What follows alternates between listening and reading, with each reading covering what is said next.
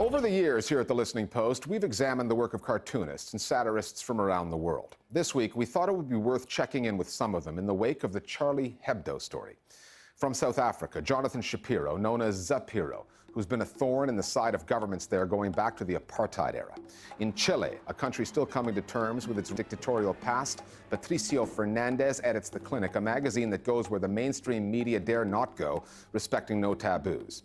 In Spain, the public has warmed to the jaundiced eye of Mongolia and the cartoons of Dario Adanti. The publication takes aim at the monarchy, politicians, and, if necessary, the media. And there's Mark Fiore, the US-based cartoonist, was the first online animator to win a Pulitzer Prize in 2010 for his biting critiques of the US administration. We asked all of them what the attack on Charlie Hebdo means for satire, for free speech, and for the work they do. Nosotros declaramos Je suis Charlie porque... We declared Je suis Charlie because it's important to stand alongside any victim of violence. Not only are we Charlie Hebdo, we are also the victims in Nigeria and the victims in a lot of other countries which are suffering great acts of violence and terrorism, not only from the jihadist movement, but also from Western countries. De países de Occidente.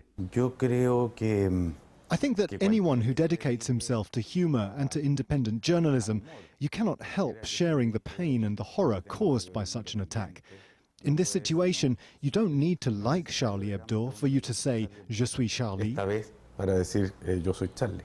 While we may not necessarily do cartoons like they are doing, we support their right to do those cartoons. So yes, I definitely stand by saying Je suis Charlie. If Charlie Hebdo had not been attacked, I wouldn't identify with them in the same way I don't really identify with, Mad Magazine or certain comic books. You can still be a cartoonist and have different genres and different styles of cartoons, but once someone is attacked, it's kind of all for one and one for all when it comes to cartoons and free speech.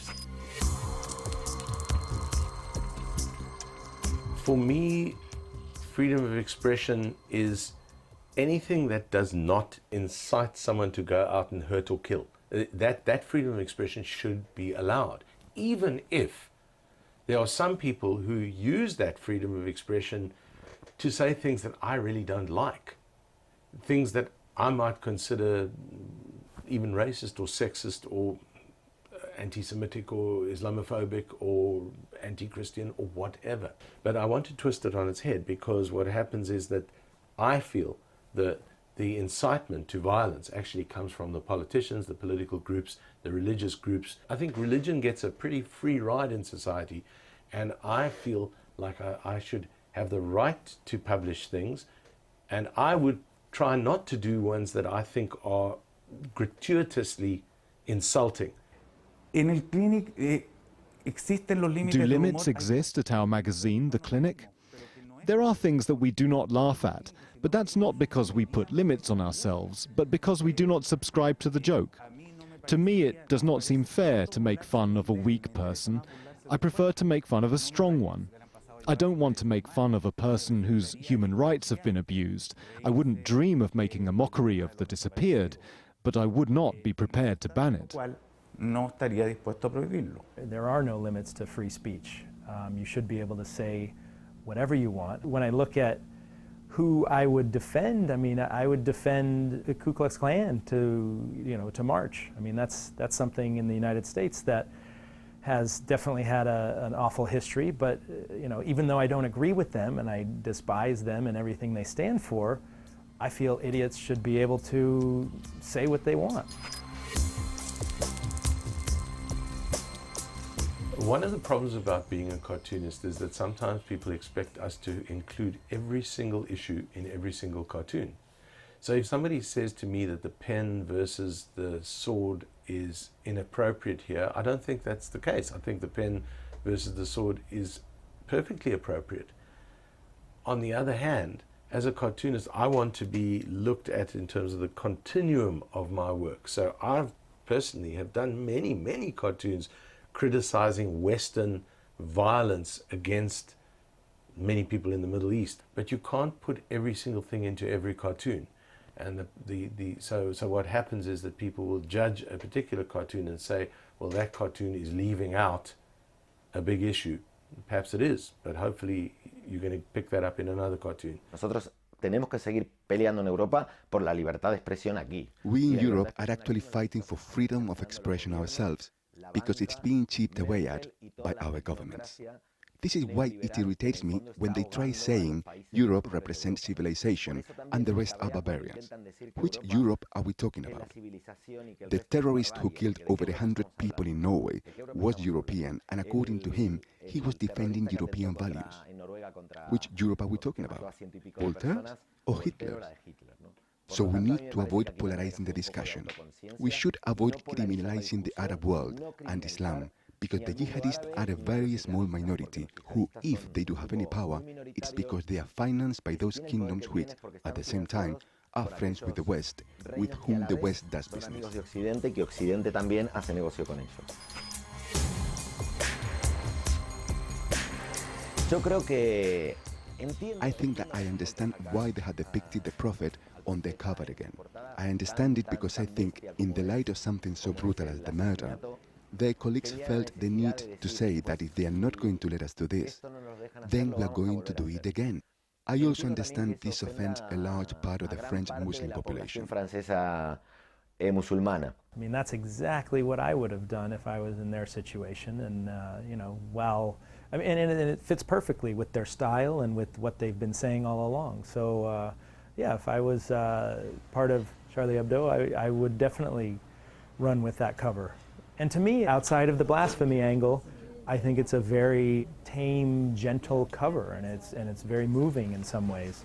But yes, if you're offended by seeing the image at all, that's going to cause problems. Just remember, that offense does not have to translate into death. I think that's what people forget. Me parece que el mensaje más importante de la portada y lo que yo I rescato think the most important message on that cover, and what seems commendable to me, is the phrase that they are all forgiven. I understand it with a double meaning. I understand that on the one hand, God, whichever God it is, if he really is that magnanimous person that you believe him to be, forgiveness must be one of his greatest values. And I understood that their message was that God certainly forgave all the cartoonists who could be considered as heretics, and at the same time that they themselves forgive the act of madness of killing someone. And it also seemed to me as being another act of aggression. But then again, it was a call for peace, a warning against radicalizing the European narrative against the Arab world. Humor is ambiguous. It's so synthetic, there can be several interpretations. puede tener varias lecturas. Este género va a seguir vivo por los siglos de los siglos. This genre will stay alive for centuries to come. It will go through moments like this one right now, as it has always happened since the times of the Roman satirist Juvenal. And it will continue to emerge everywhere, because in some way it's the strength of reason opposed to the power of faith. Satire is a skeptic.